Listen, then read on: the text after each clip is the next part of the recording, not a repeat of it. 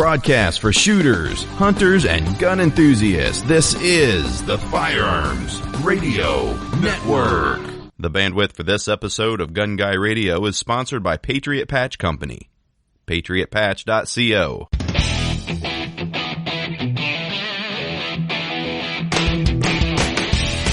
Welcome to episode 243 of Gun Guy Radio. This is the podcast that shines a positive light on the firearms lifestyle.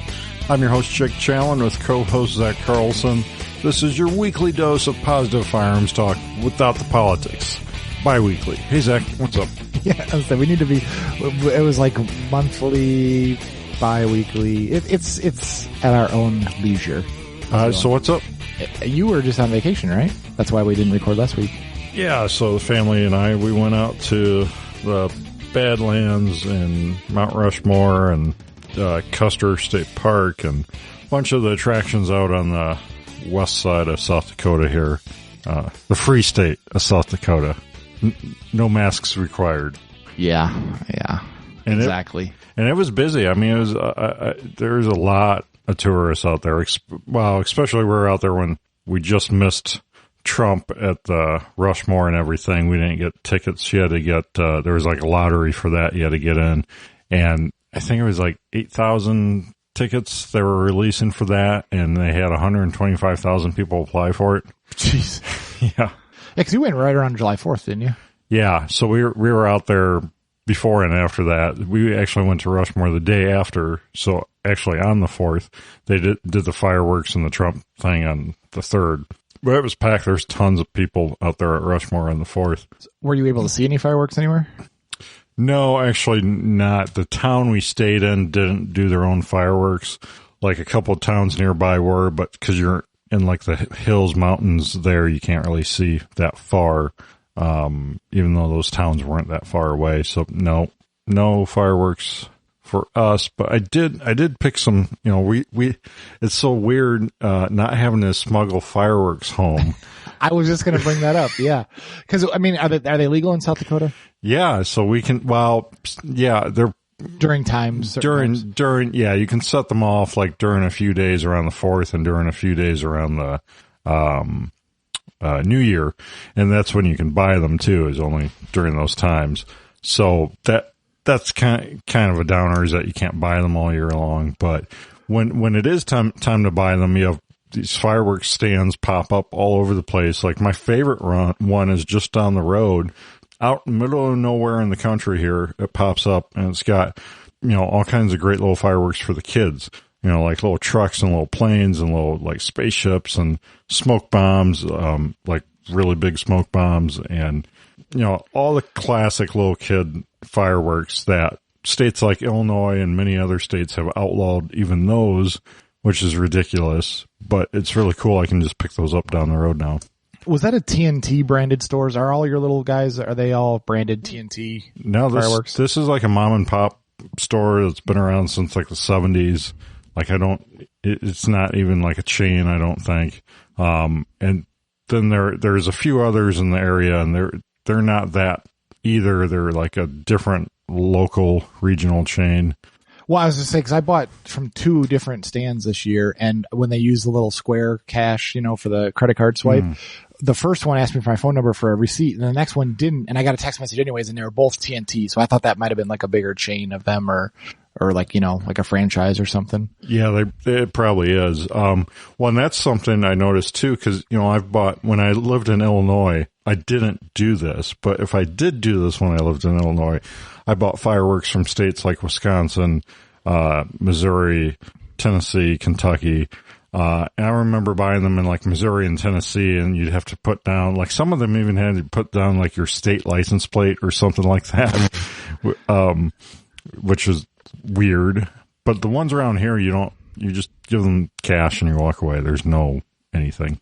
Yeah, I mean, that's what the big highlight. I mean, for people that are non-communist and don't live in Illinois, I mean, like Illinois, they're outlawed. Like you can't even get them. But every border state that does allow them, like right on the border, there's these huge stores, like full-time 24/7 or 20, all year round stores, and they have billboards like miles beforehand, being like, last stop for fireworks before you get to the, commie country and stuff. And right. And that was a highlight of all of our summer vacations every year. Like cause we used to go to Tennessee a lot and like North Carolina on that. And every year before you'd get back home into Illinois, you'd go buy a bunch of fireworks and hide them in your closet ready for the next year. And it was always you're always looking over your shoulder, like you're doing something wrong kind of thing when you're doing it.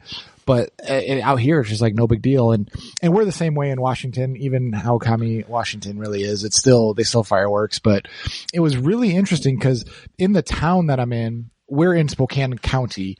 So the town that I'm in, there's two stands that go right across the street from each other, and they weren't open during the week before. Like you could see the stands were there. They were ready to go, like the big tent, and they had a trailer one as well, but they weren't open. And it said it would not opening until the 3rd. And I'm like, oh God, it's going to be insane trying to get them all, like everybody's getting them the same day. But on my way to work in Pend Oreille County, the next county over, still Washington, but a different county, there was the same stand, but it was already open. So I stopped there one night before I got home and loaded up. The majority of our budget was there. And then I took Cam to the one on the 3rd and just got there. I'm glad I got the other ones because there was a lot more selection at the other one. But last year we did a bunch of, he was only 7, so it was like sprinklers and like we did a bunch of those tanks and little rocket, missile trucks and stuff that it was the cool because last year they had wheels on them. So the propulsion of the rocket made it roll on the concrete, right, which was cool. This year, none of the tanks had wheels, which was really disappointing, but I bought 2 cases of tanks and I did too. I bought a ton of tanks. Yeah. Well, they were cool. And he kept putting them right next to each other and letting the burning of one burn the other. And then they would all start on fire and everything. But since this year he turned 8, I bought some, the big mortars. I never had those mortars as a kid. They're great. Like, they're great. They're fantastic. Like, I'm like, I already told Ashley, I'm like, we need to up our budget for next year because I want to buy some more of these. Like, they're just fantastic. And we did it right behind my house. I was safe. We had those, that concrete backer board you put in your bathroom before you build, like put drywall over it. Yeah. I had a big sheet of that I put on the grass. I ran the hose all the way out. So we went right where the hose would reach and then put that down. So it was burning on concrete board instead. And then it gave it a nice flat, stable surface. But I let Cam put one mortar inside a tube and they have the fuse goes through like a little hoop and then it comes up and then you drop it down and then it has enough fuse. Whatever reason, the one that he did, the fuse did not connect to the bulb at the end. So it was like, it burned like Mission Impossible style fuse going down in the pipe and then it was just nothing. And then we're like, oh crap, is this like a slow fire on a gun where you have to wait like a few minutes before you just like stick your face over it? And then I was like, and then I thought, well, maybe I'll put that one on top of a good one. So when the good one blows, it'll blow that one too. But then I thought, well, no, that's a squib. That'll create an overpressure situation and it's only a cardboard barrel and it'll blow out and I'll take my legs out. So I ended up just soaking that one in water to kill it. But I was like disappointed. I got gypped on one of the mortars out of I think I did 3 boxes of them. Zach, you ain't got any legs. Yeah, exactly. You're gonna go Lieutenant Dan on me here. Yeah, we did mortars last year. We actually had some friends camp out here and we did mortars and they had their kids and everything and that was a lot of fun. Yeah, I mean, all that big stuff, there's just like such a selection of like you can get those big, like they're like size of like a 24 can case of pop, but it's got like all these chambers in it. So it shoots out, 100 different things, in succession. And I haven't really tried those too much. They look pretty neat, but. Well, that's what I want to try next year because I was only doing like the ones that were like $30 or whatever and you get like 6 mortars in them or something. But there was bigger ones that I didn't really think, I was like, oh, that's going to be too much. But the funny thing is Spokane City usually does a big city fireworks display and they did these like drive-in ones, which is kind of weird this year. And so nobody was really going to them, but they're illegal in the city proper. So we had people just driving in our cul-de-sacs, like parking their cars and watching cause our neighborhood was like a war zone. I can see where PTSD would be because it was insanity. Like from the moment it was even a twinge of darkness, there was just, the sky was just booming and awesome. And you could tell like, cause we're in an older area, like it's mainly people that are retired and old people that live in the subdivision that we're in, but you could tell all their like kinfolk were with them, and the youngins doing all the stuff in the street and stuff. So it was just insanity. And I was like, okay, yeah, I could see why doing some better ones would be cool. But yeah, I think it was the first time I was actually excited about fireworks, because it was kind of like, I always look at it just like burning money. I mean, because it literally is just burning money, but it was pretty fun. And the really fun ones I had last year, I couldn't find them this year. I only stopped at 2 stands because we had our vacation shop, up our 4th of July, and I was really bummed because I couldn't even take the boys to the stand. I had to shoot over there after I picked up our vehicle from the auto shop right before our trip. Anyways, some of the ones I got last year were like shaped like a AK or shaped like a AR-15, and they're like Roman candles. They shoot out and they flare out. And so like I with my oldest son, we did that last year where we were shooting like up in the trees and stuff with them, like, like a real gun, quote unquote. But those are really cool. But this year, the stand I got them from was like a different branded stand, and they didn't have them. But next year, I should look at that. I got to find those again. And how dangerous are Roman candles? I was worried about the Roman candles because the dry grass and starting, wildfires are always a big issue out here. So I was worried about like hand holding them and then getting somewhere where I can't go put it out if it goes on fire. But yeah, do they go out pretty quick once they're in the air? Last year was actually the first year I did Roman candles. And it was super wet around here, so I have no idea how flammable those are. Because you always see the videos of people like just holding them in their hands, like right. Burning like just craziness. And I was like, man, that seems awfully dangerous. I thought you were supposed to put those in something, but I guess not. I guess they're not that big of a deal. Yeah, we shot them off by hand last year. It was a lot of fun. So. Okay, we'll have to try that next time then. And they just have one fuse and they just keep blowing like a semi-automatic. Yeah. Oh, they should outlaw those things. Yeah, I know, right? The fully semi-automatic fireworks. Well, and I was talking to the one guy at the stand that he was like, yeah, these are my own branded fireworks and everything. Like, I'm like, oh, so you source them, you worked with manufacturers in China and everything. He's like, yeah, it's a lot of fun. I'm like, oh yeah, and because I had in my head that you had to deal with the ATF for stuff like that, but he said, no, you don't deal with them at all. You deal with another government agency for fireworks. So that's something I didn't realize. Isn't that the E and BATFE? Wouldn't it? Well, does it have to be so much payload to be considered an explosive? No, I guess it's only if you're manufacturing them yourselves is when you have to deal with the ATF for fireworks. So he's basically just importing at that point. Right. So it's like some kind of national, he told me what it was. I can't remember. It's a National Safety Commission or something you have to go through. Plus every state has their own version of that. But I'm like, it might be a little bit easier to sell some or import some fireworks here. Is that going to be your next business venture next year? I'll just import a container load for like the next 20 years of our fireworks. You got like it's an offshoot of Patriot Patch. It'd be like Patriot Patch You Up. Cool. Well, yeah, I'm glad we both had a good 4th then. Yeah, Patriot Patch Company helps make this episode possible. If you saw our June patch, that was actually had a AR-15 with a mortar on it. Patch of the Month Club. July is the current month. This tree one? Yeah, I have the Tree of Liberty. That's a cool one. I just got it out here. I actually have it in my hand because I want to take some pictures with some guns with it. Awesome. Yeah. Yeah, absolutely. If any of you guys listening, feel free to post up on Instagram and tag us. We repost a lot of times when you guys tag us. If you throw your patch up with some cool guns or on some cool gear or something. So patriotpatch.co, you can subscribe to the Patch of the Month Club. You get an exclusive patch, artwork card, and sticker delivered to your mailbox once a month. patriotpatch.co. Well, something else I was up to right before the trip. I went out to a little bit farther east of here, just south of Sioux Falls. There was a group of guys that got together, several FRN guys and just other fellow gun podcasters, and then just like other gun enthusiasts. So that was really great to hang out with those guys and shoot and stuff. And first time ever I got to shoot a Sten gun. We actually have a Sten gun patch. Yeah. But yeah, a guy out there had a Sten gun that he put together with like a kit or something. And it was pretty Semi-auto? cool. Yeah, semi-auto, yep. So is this where they had to reveal that you don't actually own any guns? Well, it looked like that. Cause I got there late cause I actually had a bunch of stuff to do cause we're leaving on the trip soon that next week.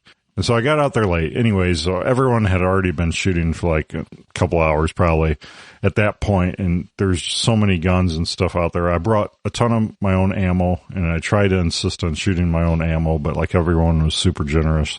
But I tried to top off people's mags and stuff. But I threw a couple things in the truck, but I never got them out because everyone else's stuff was cooler. You literally didn't even shoot your own guns. I did it. It was a lot. Was your gun an actual firework that you would just pulled out? It would have been like a little firework. Well, I brought out like the M&P 1522 and like the couple of the Chargers, but I just never, they're kind of wrapping up towards the end. Wait, are your Chargers actually back together now? Well, it was somewhat together. I was going to be like, hey, this is what I'm kind of going for. Just, I was going to, they were shootable, but like wasn't zeroed in and stuff, but just something. Well, and they were at the rifle. I guess the range made them move to the rifle range because they had, I don't know, they're too loud at the other end or something. So the targets were all out at like 50 yards. So like a lot of the stuff they were shooting, you couldn't really see what you're hitting at 50 yards. Was there steel targets out there? Steel or just paper? Just paper. So it was more like, hey, just, try this gun out. We're not really shooting anything, here, but I did try a couple SIGs out I liked. For the life of me, can't remember what they were. But listener Mark Hookham, he was out there and he let me shoot two of his SIGs, and he came all the way from Minnesota. Yeah, isn't that crazy? Wait, who set this all up? I think he was a big part of it. I think the guys from the Guns, Gear, and Geeks podcast, Matthew over there, he's a big part of it. And, several other guys in like the gun podcasting world.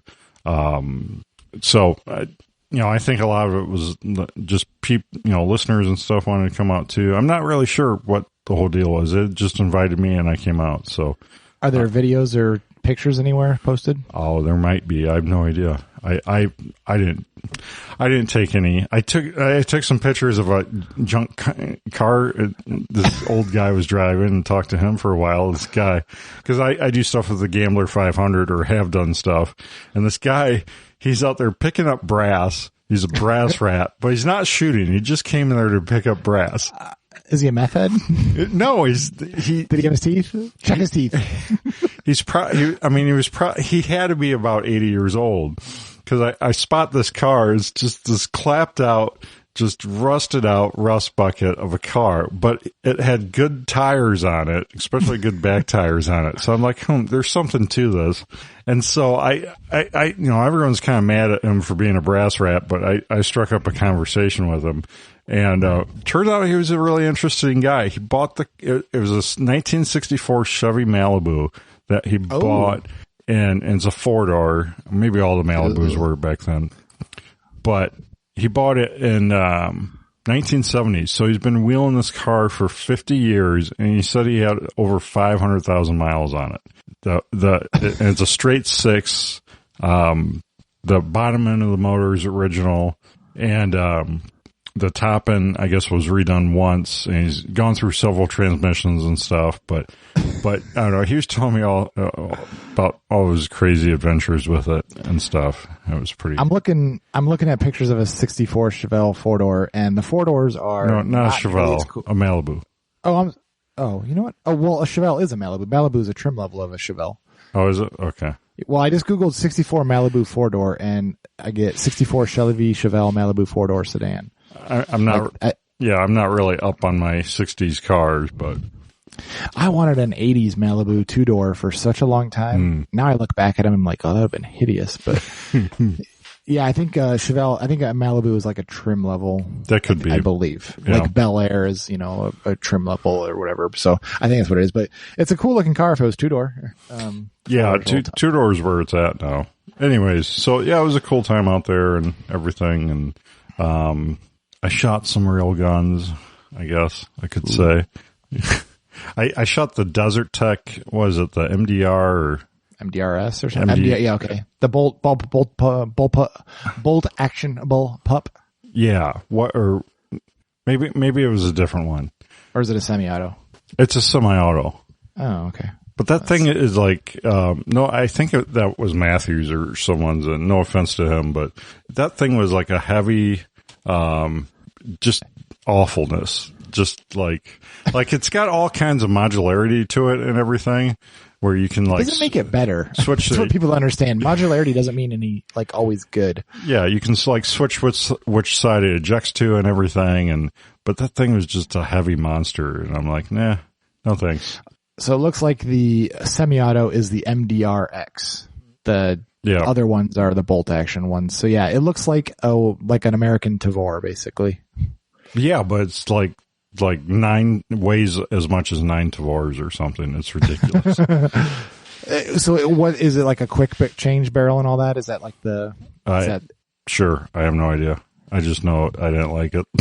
Now, I had the Steyr AUG before, and that thing was heavier than an equivalent AR-15, but all the weight was in the back, so you didn't really notice it. It wasn't like it was hanging out in front of your hands. It was tucked against your pocket. No. I've shot Steyrs. Yeah, no, they're not bad at all. I mean, I would take Steyr over this any day.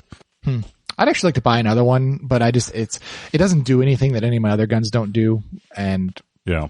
It's just one of those deals, but it was a cool gun to have at the time. At least it's one of those things where you buy it just to say you've owned it and you've had experience with it, and that was good. But I bought a high end gun, and I got it and I shot it and I like it. That's right. You bought a Knight's Armament for. Tell all the poors out there what you bought. I bought a Knight's Armament SR-15 E3 Mod 2 M-Lock. I don't know if it really matters, but yeah. Yeah, it's a high-end AR-15, and I paid full retail for it. It was like $2,318. Are you telling me they make a key mod version of it? Well, they used to, yeah. They've switched. I was going to say that'd be so much money for something with key mod on it. Yeah, it's just the evolutionary rails. But I got it, and it is a very nice AR-15. But it's not like there's nothing that. To an untrained eye, it doesn't look like anything special. Like, nothing looks specifically different about it. But like, the rail is the barrel nut. It's one of those kind of deals where they shim it, and that's what gives you a lot of the rigidity there, and it feels great. But like, the rail kind of feels like an Aero Precision rail. Like, it feels kind of like the one I have on the M16. It's a little bit different, but it's like you can't put your finger on anything. You can kind of see the gas block through the rail, and you can see, oh, that's different. It's got a castle nut on it, and you can kind of see the spout that we were talking about. And the bolt looks a little different. There's little things like the ambidextrous safety. The right hand side has a little scallop in the lever, so it tucks behind your finger as you rotate it down on your trigger finger. Little things like that. I mean, it's pretty simple. There's nothing crazy about it, but it worked so good. It has a 2-stage trigger in it, but it's not like a crazy light trigger. I weighed it out at like 4 pounds basically, which is fine. It's not super light, not super heavy. Nothing that you would see on there would be like, oh my God, this is oozes money, but it just feels good. And it felt like a well-built gun. I was kind of actually disappointed it didn't have one of those little tension screws in the bottom to push up on the lower, to make the wiggle tight. Yeah. But it doesn't need it. And I was talking to a guy, and he's like, yeah, he goes, most of the really high-end ones, they just make the parts fit properly together in the first place, and you don't need that. And I was like, oh yeah. And then I went back and I was wiggling it, and I was like, oh yeah, there is no wiggle. This is a nice one. Okay. I get it. So it's very nice. It's ambidextrous, everything, all the bolt release and the mag releases are ambidextrous. I shot it one time with the standard flash hider that it comes on there. It's got this weird flash hider that has like a stud pointing up at 12 o'clock. And then it has like, that's for their QD mounting of their suppressors on it. So it's like this weird, I think they call it a MAMS or something, whatever. But, I shot it once, and I was like, man, I don't like wearing hearing protection. So I took it home that day, and, I spun it off and I put a cherry bomb on it and I put my trash panda on it. And it feels pretty light. It's a nice, for how hefty the gun looks, it's actually way light. So that was kind of nice about it. And then putting that big titanium suppressor on it really was nice too. And I was worried because I'd read online that they get really gassy with a suppressor on it unless you use their suppressor. And I was like, man, I don't want to buy their suppressor too. So I took it out just ready to wince. Like I was just going to wait for this gas cloud, and I shot it and it was fine. Like it was probably helpful that I was using a 308 can on a 223. So it had a little bit less back pressure, on the exit, but it was comfortable without hearing protection, and I didn't get gassy. So I'm not really worried about it. I do have I'm working on getting one of those adjustable bolt carriers from Bootleg that has it's got like a keyway on where the ejection port is. It has a flathead slot there that you just put a tool in and you can adjust the amount of gas being vented right in the carrier, which is nice. They're just out of stock right now. So I'm trying to get one of those that then I would put Knight's bolt inside of that carrier, and then I would have the ability to vent off even more gas at the carrier and still get it to run. So, I put a scope on it just cause I had a Vortex scope here, for a different gun that I was like, I'm just curious what kind of ammo, it would do. And I only had some good ammo, and it's like a 2-inch gun, which, doesn't sound anywhere near impressive, but, it's not really meant for that. It's not a accuracy minded pistol, but it worked out really good. No failures, no nothing. So I put a ACOG back on it. Did I tell you the story of the ACOG on this one? I don't remember if I talked about it last time. I don't think so. I don't think so. No. So you remember how I've had ACOGs multiple times over the years, and I like the green horseshoe and I like the regular one. And then I sold that one a couple years ago, maybe a year or two ago. I sold this ACOG. And I had my buddy Dan sell it through his gun shows and everything, and he sold it to a guy. And then I bought that LED ACOG, thinking that the LED ACOG would be awesome because you can control the brightness with the dial and it's battery powered and it'd be all better. I didn't realize at the time how much heavier the LED versions were than the regular ones. They're like almost double the weight. So I sold that. And then as I got this Knight's Armament gun, I'm like, oh, I want to get an ACOG again. So I went to the distributor, and the dang ACOG I wanted was out of stock. And so I sent a picture to my buddy Dan, like, of course, the one I want is out of stock. And he goes, I bought that one back from that guy. He was hard up for money. So I bought the same ACOG back. He goes, it's just sitting on another rifle. You could buy it off me if you want. I was like, all right, cool. So I bought it back, and I didn't even realize I put an ADM quick detach mount on it and everything. And I was like, oh, great. It's already got all the upgrades I wanted. So I got my same ACOG back for a better price than I would be able to get a new one. And it was my exact one. So I knew the history. So I mounted that up, and it's good. So I do like that. But I did add, they make a little, RMR saddle mount for it. So there's like 2 threaded bosses on back by your eyepiece, and they make a little mount that kind of just covers over that and has a plate for the RMR. So I'm going to put an RMR on it. That plate will be here, I think, this week. And then with an ACOG, they got to sit pretty far back because they have very little eye relief. And the gun comes with beautiful Knight's Armament flip-up sights. These sights are amazing. They're expensive. They're like $300 sights, I think, but wow. They come on the gun. That's part of what you're paying for when you buy the gun. But they flip up just like normal. They're vertical 90-degree flip-ups. Are they metal, or what are they? Yeah, they're all metal. The front sight post adjusts with your thumb. It's got like a thumb wheel underneath the post, which is nice. Cool. And then the rear sight actually has a dial indicator. So it's adjustable from the 50, 200 all the way up to 600 meters on an adjustment of a dial. You just spin it and it raises and lowers the aperture. And then it has a windage adjustment, like a regular miniature version of a windage dial on a regular A2 sight. So it's pretty nice. But to actually use them, I would have to flip the ACOG off with its QD mount to then flip those up. So I bought the 45-degree version of those, and I have those coming right now. So they're the same sights, but just on a 45-degree offset. So I'll mount those where I can have the ACOG at, 4 power. Then I can either roll the gun and use the irons there, or I can just look up and shoot the red dot. So I think what I'm going to do is the ACOG is at 100, zeroed for 100, and then it has the bullet drop reticle for out to 600 or 800 or whatever. And then I think I'll just zero the red dot at 50. And then maybe the irons at 25, I'm guessing. I don't know exactly where I'm going to do the irons yet, but that I think that will give me all my sighting systems that I need. That's 3 sighting systems on it. I think that'll be sufficient. So then I basically did an iron sight shuffle. I basically moved the Knight's armament that came on the rifle. I moved those to my PWS gun and I sighted those in, and that works really nice. And then the Magpul sights that were on the PWS, I moved to the M16. So I basically did like a hand-me-down on every single rifle when I got a new set of sights. But I really like it so far. But I have 0 complaints about the gun so far. So that's a 0. Wow. And you so like far. it. Yeah. Is this a long-term relationship for you, Zach? I mean, she might be the one. No, I think I can see where the money went. I feel like it's good. I think the only thing I might change eventually is I could see myself buying like a Vortex 1-10 scope for it instead of a fixed 4 power and a red dot. I think eventually, but I don't need it right now. The 4 power is fine. But that's the one thing I could think, that would be kind of nice, but no big deal right now. So it seems like they're kind of in the marketplace of, like the higher end buyer that doesn't want to build their own junk. They want something out of the box that runs good, that has all the great features on it.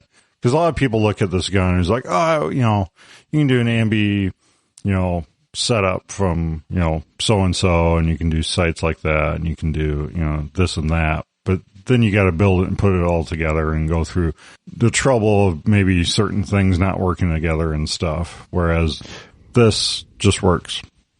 Yeah, and you will not get that gas system and that bolt anywhere else except for Knights. And if you value that, then it's worth it. If you don't value it, then it doesn't matter to you. And what is it?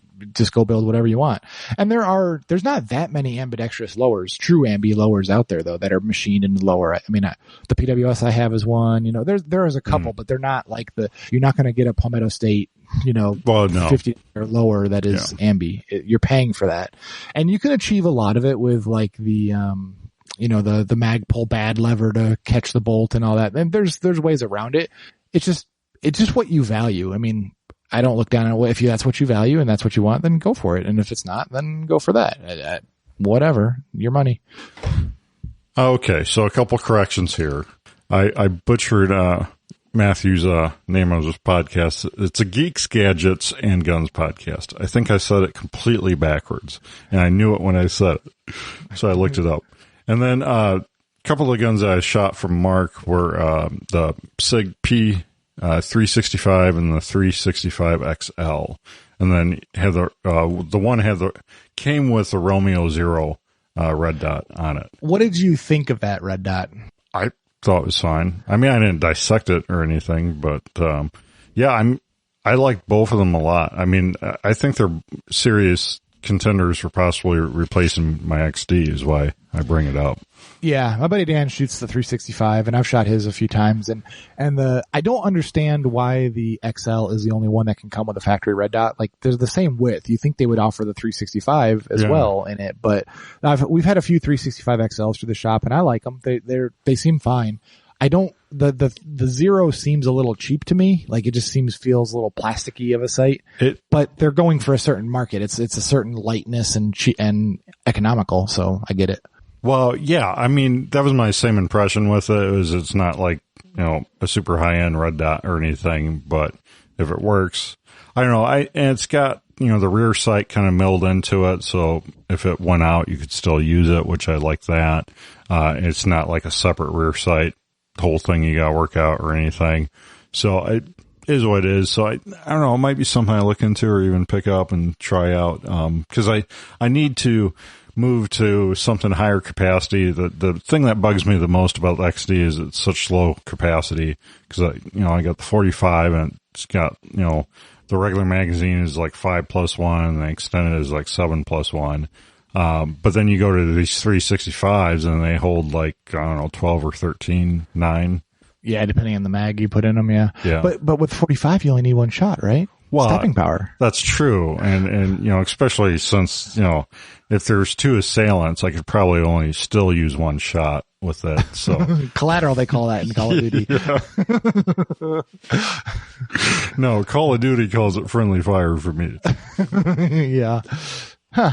Well, that's good. Yeah, I think the 365 is a good option. I think if you already have like a 43X or a 48, the Shield 15 round mags in that are a better option, but I don't know if I'd buy a gun just to use those mags. I think when the 365 is going to have a lot of aftermarket support as well. Yeah. I mean, I don't know. I'm so out of I told the guys there too that I'm so just out of the loop on all the new, concealed carry guns. Like, I'm like 2 years behind on what's even on the marketplace. So, I picked up. It's obvious. I mean, you didn't have to say that when you showed them your Springfield Armory. Yeah.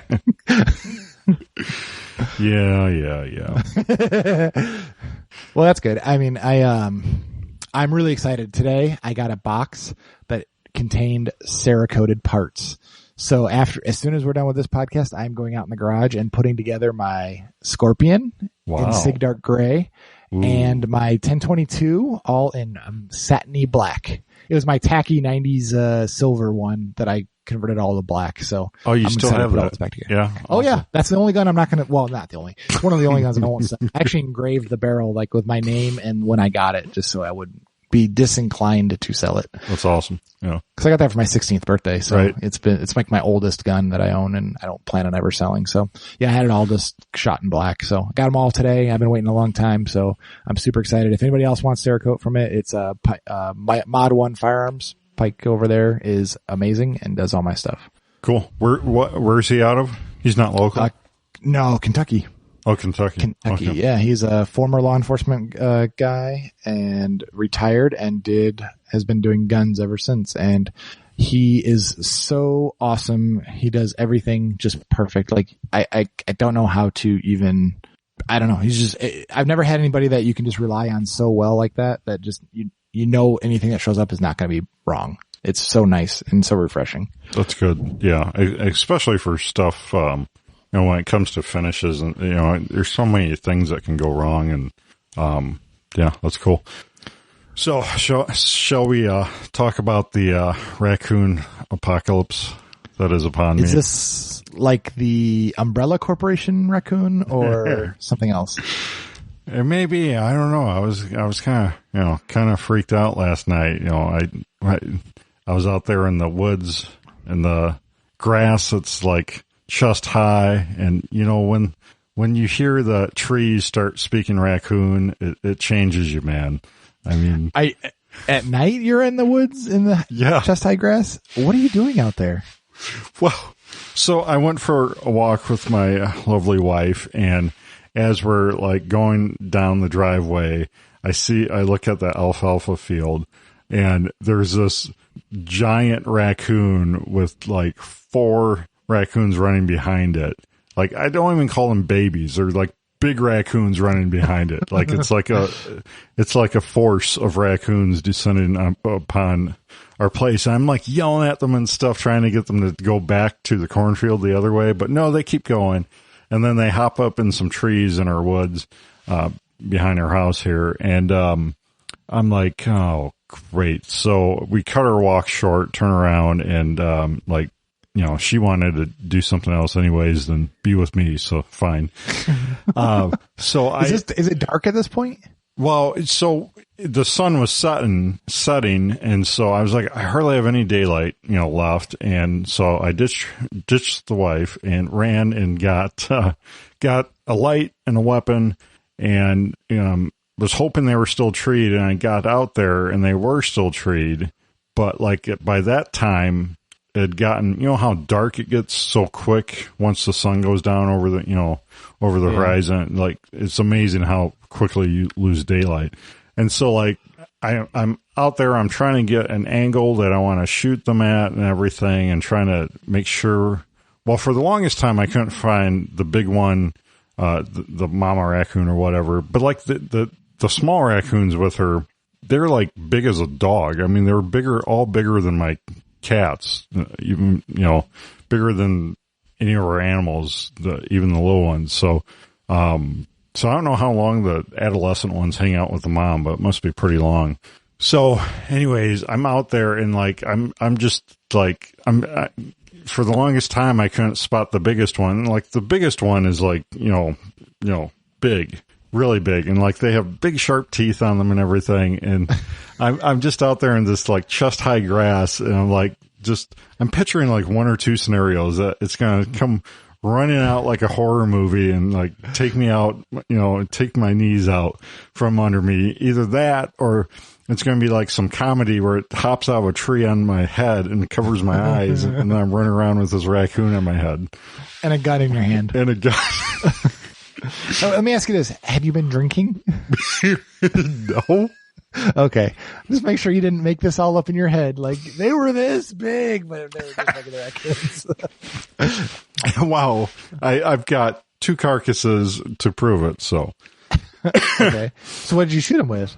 12 gauge, that Stoger, and it worked well.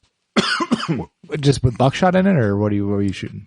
No, I couldn't find the buckshot, but I had like high velocity steel shot was for like ducks or something. I'm like, well, if you'll take out a duck, I'll take out a raccoon. And it did. I got like a good, chest, lung, heart shot on the 2 I got. And they fell like 25 feet out of the tree and went thump. It was pretty cool.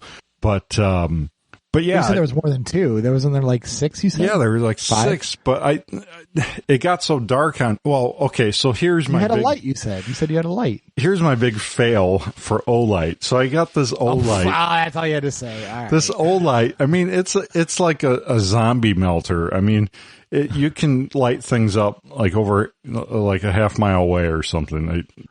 Just insanely far away you can light things up with this thing. Well, first I get out there and it's like stuck in strobe mode. So I'm like totally, you're like raving out in the yeah, I'm like totally raving. And then I think I get it like straightened out where it's got, the solid beam. And then like during this time, I'm like trying to, the whole time I'm trying to shine down and figure out where I'm walking, that I'm not going to run into this raccoon. I don't know where it's at. And so like every time I go to move, it was strobe on me instead of beam. Like every time I get blinded and washed out with my sight and everything. And it was just awful. And then I get it so that the beam works pretty good all the time, but the light gets so hot you can't hold it. Like seriously. After you shot the 2? Or no, this was before. This was when I was still trying to locate them all and not get like, dragged under the grass by this monster raccoon. But like this light, it was like holding on to like a hot stove or something. It was insanely hot. Like, is there like a intensity level you could turn it down? No, it's just like high. Well, it's supposed to have like a mid beam and a high beam, but I could only get the high beam on. And so like I could only light for like about 10, like maybe not even 10 seconds at a time. And then I'd have to shut it off and let it cool and just sit there being ate by mosquitoes and listening for things coming out of the grass at me. And that repeated itself like, 4 dozen times until I located them and I shot the one. And then I was going to call it a night because it was so dark at that point. I didn't want to deal with, possibly wounding one and then having to track it down because it was so dark and everything. So then I proceeded to climb over a barbed wire fence and caught my nether regions. No, not really. I caught the inside of my thigh, both my thighs of the barbed wire fence. And so, yeah, that was a great night. Well, good news is Olight has a warranty. You have a 5 years after purchase. You can, as long as the light is defective, they'll fix it for you. Yeah, does getting too hot to handle count as defective? Probably not in their eyes. So you basically orphaned a family of raccoons now, is instead of killing the whole family and Hey, I came back this morning and one little one, or not little, but one of the youngins I got. So I got 2 of them, but then the other 3, I don't know where they went, 3 or 4. But did you get the biggest one? I got the biggest one, yeah. Okay. Well, so then after I did that, I had to go like shut the turkeys in. Don't even get me started on our turkeys. They won't go in at night now. They think they need to stay out all night. because they jump up on like these fences outside the chicken house, and they're like, "Oh, we're good, we're roosted," and they're like, "We're not going in." So, anyways, I had to shut them in. So I'm like, well, because I drove the Suburban out to the chicken barn to do that for the lights and everything, since my O-light was a flaming torch. And so then I'm like, well, I'm gonna just drive the property and then like drive the driveway and like the road, and just to see what kinds of things I can see. And like at the far side of our property where these raccoons came from, there's like another 3 or 4 up in the trees over there, and one of them is a great big one. And I'm like, you got to be kidding me. And then I drive out on the road, and then there's another mama with 4 more out there. So there's like, I go a year without seeing any raccoons. In my head, I'm thinking coyotes are our number one issue here, because coyotes, I've seen them on our property. I've seen them down the road. I hear them constantly. And it took a year for me to see the raccoons. And I only saw the first one because I trapped it in a live trap. And so now I'm thinking there's like dozens and dozens of raccoons all over the place, because of the ones I saw, there's got to be how many more? Is it one of those things that you can just shine a light and see their eyes come back at you, and then? Well, yeah, you can that way. Okay, so after I climbed the fence and wrecked myself, I thought that because at that point I was still looking for some of them, and so I shined some lights or shine like against this fence, and so I saw eyes again. So I started chasing these eyes and tracking them, and then they turn into 2 sets of eyes. So I finally get close enough to see what they are, and they're 2 of my cats. I was like, shoot them anyways. Yeah, I was about ready to. I think this is solved. I mean, I think all you need is a set of night vision. Well, I don't know. I mean, spotting these things, even though like the big one is so big and everything, it took me forever to spot that thing in the tree. And okay, thermal. You need thermal. They can't hide from thermal. Like Predator. Yeah, you're right. Yeah. No, even like the Leopold LTO tracker, like I have, or that tracker HD, just a little handheld one, not like a sighting system, but just that might actually be helpful for that kind of situation. And they're only like $500, I think. Yeah, or less. No, that would be helpful, because even during the day here, when I came out and I found that other one, the only reason I found it is because it was still in the same tree I shot the other one. Like, and it's like the size of 2 cats. So it's not small, but it's just, they're so high up in the tree, and there's so much foliage this time of year. It's just so hard to, and I'm not a hunter or anything. I'm not like, Meat Eater, where he goes out, for 4 days glassing this single hill and doesn't see a thing and comes away happy. I mean, I'm not that guy. Yeah, but me neither. But yeah, I mean, I walked around like the whole thing 2 times this morning, and then I drove around the exterior one time and just looking and looking and looking and looking, and like, it's just so hard to see stuff up in the trees like that, I've realized. I didn't know raccoons lived in trees. I guess I didn't really never think about it. I don't really know anything about raccoons. I thought they just ate garbage. Well, they climb up. Well, they eat mulberries is what they're eating on my property. They're like, I don't know if you know what the mulberry is, but they're like a wild tree, and they get like these purple, they're, I don't know, almost raspberry size or so. They're a little bit oblong. But I mean, apparently they eat those like crazy, and our chickens eat them too. So maybe you need some like game cameras to stick around the property just to see where they're traveling and kind of learn their patterns, and become one with the beast. Yeah, I do need to pick up some more game cameras, because I've got a few that are like around the buildings and stuff, more for security than anything else. Well, they never come up close enough to trigger those, because we have yard lights and stuff. I think our buildings and yard lights keep them away. Because these are country raccoons. They're not like those city raccoons. They're all tame. But anyways, so I think you need thermal and call it good. Yeah. Well, I set a bunch of live traps. I'm hoping to trap the other ones and take them out of their misery.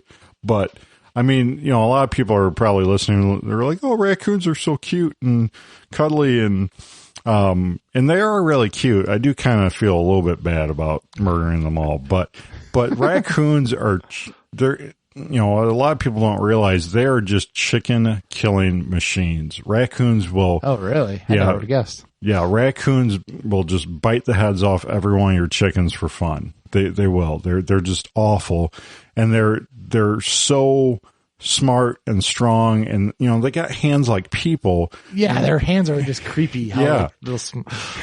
Yeah. Well, we anyways, I got a story about that. But like raccoons, they'll rip like sheet metal back and everything too to get in places. They're like super strong, and they'll rip buildings apart on you just to get in.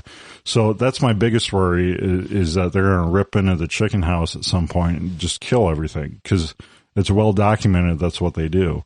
Because they're a predator. So, anyways, the hand thing. So I had a really big one trapped in this. It was actually a coyote trap. I was trying to catch a coyote live, and this really big raccoon got caught in there, and the kids were like, I guess, over there looking at it and stuff. And my younger son, I guess he turned around, but he was right by the cage, and the raccoon like slowly started to reach its hand out to grab him. He barely moved out of the way in time. That's gotta freak a kid out. I remember when we were younger, my brother told me that they had seen a raccoon on like a corn crib or something around Illinois farm, and they had a 22 and they were shooting it, but it just kept like bouncing off its head, like it was like an iron skull, and it wasn't penetrating, and it freaked him out. Yeah, they're tough, man. I mean, that makes me think of those giant possums I shot. That one was ricocheting off its skull. It was just ridiculous. Sounds like you need a like 300 blackout suppressed pistol with a thermal on it. No, I prefer, I don't know. I think shotgun's the way to go for a lot of these. Just, because don't have to worry about, in any rifle or anything. I don't have to worry about shooting it into the next county or anything, especially if it's in a tree. So, yeah. Anyways, I got a bunch of traps out, and it's my first experience with like live traps and all that. So that's interesting. It turns out you can bait raccoons in with marshmallows, because they love sweets, and marshmallows look like eggs. Oh, jeez. Wow. That's weird. Interesting. Always adventure when you have property like that, apparently. Yeah, you're telling me. So Patriot Patch Company helps make this episode possible. Check out the Patch of the Month Club and check out all the new, got a bunch of new grenade patch designs. We got the barbecue grenade patch in stock now. We got the ranch dressing and ketchup and hot sauce. A bunch of summertime theme patches in stock at patriotpatch.co. So check it out. And if you need website design, graphic design, check out Ryan Cross at Hunter of Design. Ryan does all the awesome artwork at Patriot Patch, but he also has his own company, Hunter of Design, where if you need artwork help, he's your guy, hunterofdesign.com. Zach, where can people find you, connect with you online? Take a look at the YouTube link and the RangeHot link that is in the show notes. Where do you keep the show notes again? Is it firearmsradio.tv? Yep. /Gun Guy Radio? Yep, firearmsradio.tv. Click Gun Guy Radio for all the show notes. You can reach out to us at gunguyradio@gmail.com. Oh, yeah, we're still giving away that loader, right? Yeah, I have it right here. The American Speed Loaders for the Kel-Tec CP33. So if you have a Kel-Tec CP33, Zach has a loader for you. Shoot him an email. Yep. All the other ones have been claimed. Yep. I think Mark Hookham actually got one of them. He's one of them. Yeah, awesome. Cool. Oh, another gun I shot there was your Kel-Tec, the CPM30 or whatever. Oh, the CMR30? Is that the 22 mag version? Yeah, it might have been. I can't.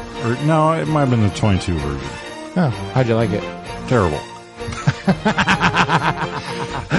I mean, the magazine release. We could do Jake's one-word review.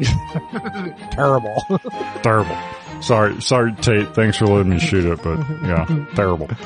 Yeah, so check it out.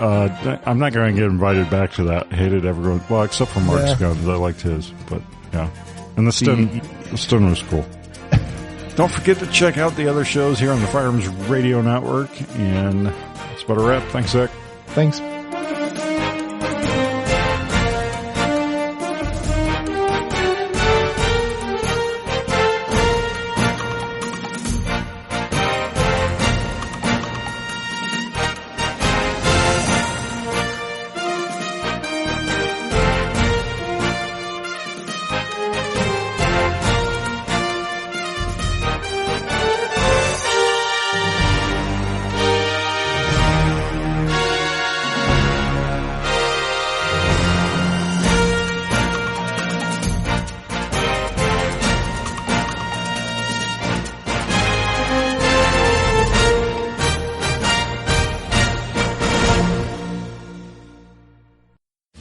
This has been a production of the Firearms Radio Network.